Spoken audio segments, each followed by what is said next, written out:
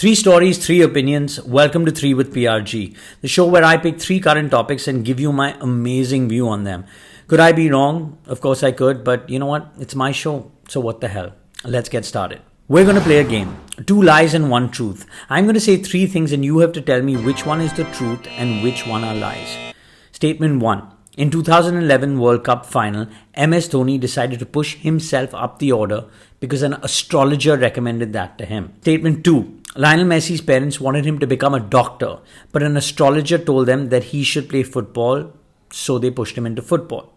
Statement 3. The Indian football manager Igor Stimac had been speaking to an astrologer to determine which players to play for particular matches. Okay, I think I've given it away, but it's sad to say that in case you haven't heard, the last one is the truth.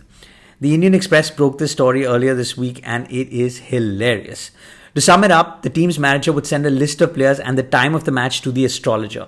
Then the astrologer would reply with what he thought about each player next to their name. So there were comments like, player X can do very well and player Y not recommended for the day. For a match against Afghanistan, 2 established players who the astrologer did not recommend were not part of the team. Now, I have no comment on this entire episode. It kind of speaks for itself.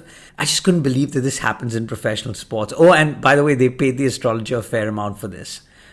Story 2. An Indian footballer has scored a goal in the UEFA Champions League. That's right, you heard it correctly. Manisha Kalyan became the first Indian to score in the UEFA Women's Champions League. Manisha plays for a club in Cyprus. She's 21 years old.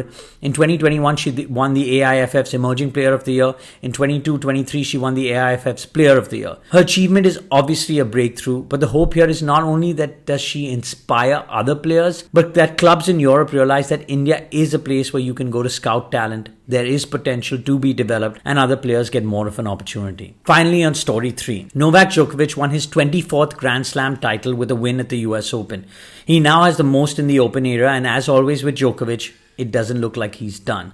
Now, I had a post on my Instagram about the top tennis players and I put Djokovic at 2 with Serena being at number 1. I'm still a little biased towards Serena because she was winning double slams at the same time, but if he continues like this, I may have to rethink that list. And this was a few months ago, and there were still some comments on that post on how Roger and Nadal are still ahead of Djokovic.